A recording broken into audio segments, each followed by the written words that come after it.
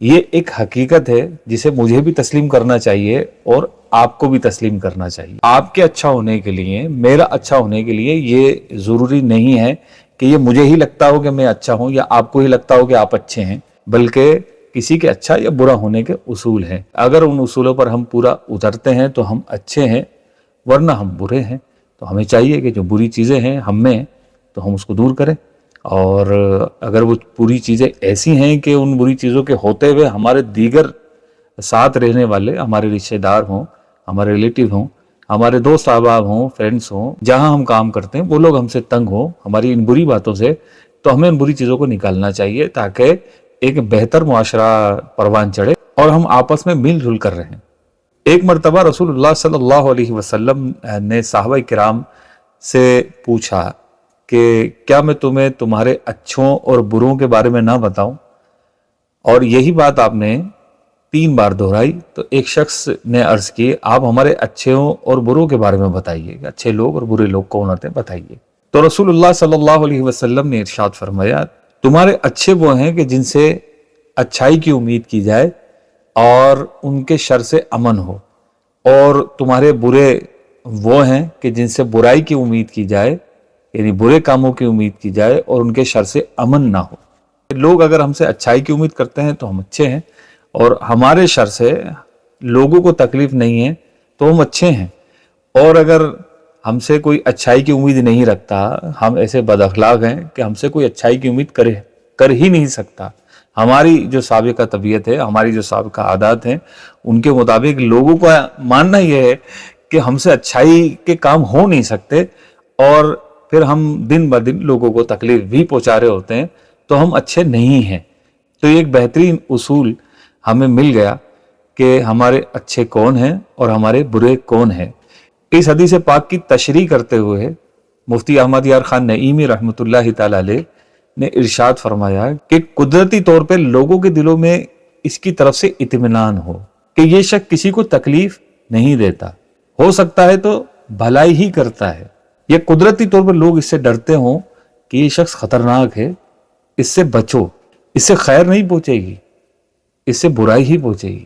علامہ عبدالرؤف مناوی رحمۃ اللہ تعالی علیہ نے بھی اس حدیث مبارکہ کی تشریح کی۔ آپ نے بھی بڑی خوبصورت بات ارشاد فرمائی۔ آپ فرماتے ہیں، اس حدیث پاک سے یہ اشارہ ملتا ہے کہ اپنے ساتھ رہنے والوں کے ساتھ عدل کرنا یعنی انصاف کرنا واجب ہے، اور عدل 3 صورتوں میں ہی قائم ہو سکتا ہے۔ نمبر 1 زیادتی نہ کرنا، نمبر 2 ذلیل نہ کرنا، نمبر 3 تکلیف نہ دینا، کیونکہ زیادتی نہ کرنے سے محبت بڑھتی ہے، ذلیل نہ کرنا بڑی مہربانی ہے، اور تکلیف نہ دینا یہ سب سے بڑا انصاف ہے۔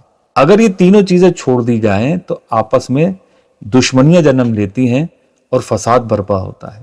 ایک پرامن معاشرے کے قیام کے لیے اسلام نے کس قدر واضح تعلیمات ہمیں عطا فرمائی ہیں، تو کس قدر بدنصیبی ہے ان لوگوں کے لیے کہ جو نہ یہ باتیں سیکھتے ہیں اور نہ ہی ان پر ان کی کوئی توجہ ہوتی ہے۔ ان کی وجہ سے لوگوں کو تکلیف ہو رہی ہوتی ہے، ان کے جملوں کی وجہ سے، ان کے مذاق مسخری کی وجہ سے، ان کے طنز کی عادت کی وجہ سے مسلسل لوگ تکلیف میں ہوتے ہیں، لیکن ان کو قطعاً اس کا احساس نہیں ہوتا۔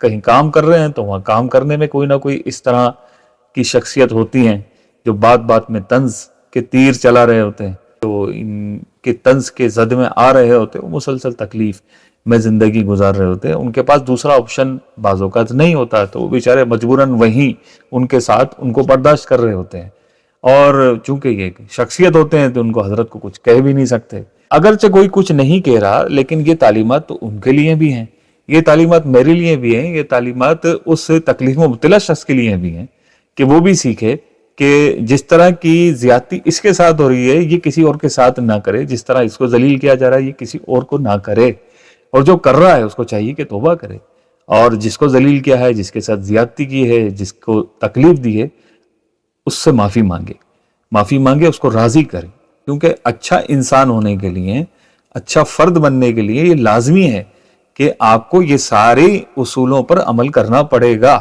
اگر آپ ان اصولوں پر عمل نہیں کرتے تو لاکھ آپ کہتے رہیں کہ میں بہت اچھا ہوں، آپ اچھے نہیں ہیں۔ حسن اخلاق کا دائرہ بہت وسیع ہے، اور حسن اخلاق میں تمام اچھی عادتیں آتی ہیں. اگر آپ میں اچھی عادتیں ہیں تو آپ یوں سمجھ لیجئے کہ حسن اخلاق سے کچھ نہ کچھ آپ کو حصہ ملا ہے. اللہ پاک اس میں برکت دے. آپ اس میں کوشش کریں, میں اس میں کوشش کروں کہ ہم اچھی اچھی چیزیں اپنائیں اور بری چیزیں ہم میں سے نکل جائیں, تاکہ کوئی ہماری وجہ سے تکلیف میں مبتلا نہ رہے. حسن اخلاق کا دائرہ کس قدر وسیع ہے, حسن اخلاق میں کیا کیا چیزیں آ سکتی ہیں, اس کا اندازہ اس فرمان سے لگائیے. حضرت سیدنا ابو حازم رحمۃ اللہ تعالی علیہ ارشاد فرماتے ہیں, آدمی کے بد اخلاق ہونے کی علامت یہ ہے کہ وہ اپنے گھر والوں کے پاس جائے اور گھر والے آپس میں باتیں کر رہے ہوں, مسکرا رہے ہوں, اور جب یہ جائے تو اسے دیکھ کر سب خاموش ہو جائیں اور الگ الگ ہو جائیں. ایک علامت یہ آپ نے ارشاد فرمائی کہ اسے دیکھ کر بلی راستہ بدل لے, یا اسے دیکھ کر کتا دیوار پھلانگ جائے. آپ غور کریں کہ حسن اخلاق کا شعبہ کس قدر وسیع ہے. ہمارے معاشرے میں شاید اس بات کو قابل تعریف سمجھا جاتا ہے کہ صاحب کا بڑا روب ہے گھر میں, یہ جب جاتے ہیں تو گھر والے خاموش ہو جاتے ہیں اور سب ہمتاً گوش ہو کے انہی کی طرف متوجہ رہتے ہیں. تو یہ بھی غور کر لیا جائے کہ یہ خوش اخلاقی ہے, حسن اخلاق ہے یا نہیں ہے. اسی طرح جانوروں کے ساتھ ہمارا معاملہ ہوتا ہے. صرف یہ دو مثالیں آپ نے ارشاد فرمائی کہ ان کو دیکھ کر کتا دیوار پھلانگ جائے, یعنی اس قدر یہ جانوروں کو بھی تکلیف دینے والے ہیں کہ کتا بھی ان کو پہچان گیا ہے کہ یہ شخص آ رہا ہے اور یہ لازمی تکلیف دیے بغیر نہیں جانے والا. تو کس قدر بد نصیبی ہے ہماری کہ نہ صرف انسان بلکہ جانور بھی بد اخلاق شخص سے ڈر رہے ہوتے ہیں. اور حسن اخلاق کا جو معیار بنایا گیا ہے, ایک لیول بنایا گیا ہے حسن اخلاق کا, تو وہ حسن اخلاق کا معیار صرف مسکرا کر ملنے سے پورا نہیں ہو جاتا کہ کسی نے مسکرا کر آپ سے مل لیا تو وہ بڑے خوش اخلاق ہو گئے. ایسا نہیں ہے. حسن اخلاق کا یہ ایک جز ہو سکتا ہے, ایک پارٹ ہو سکتا ہے, لیکن یہ پورا حسن اخلاق نہیں ہے. حسن اخلاق میں اور بھی بہت ساری چیزیں آتی ہیں. اسی طرح حسن اخلاق میں جانوروں پر رحم کرنا بھی آتا ہے, جیسا کہ ابھی ہم نے سنا.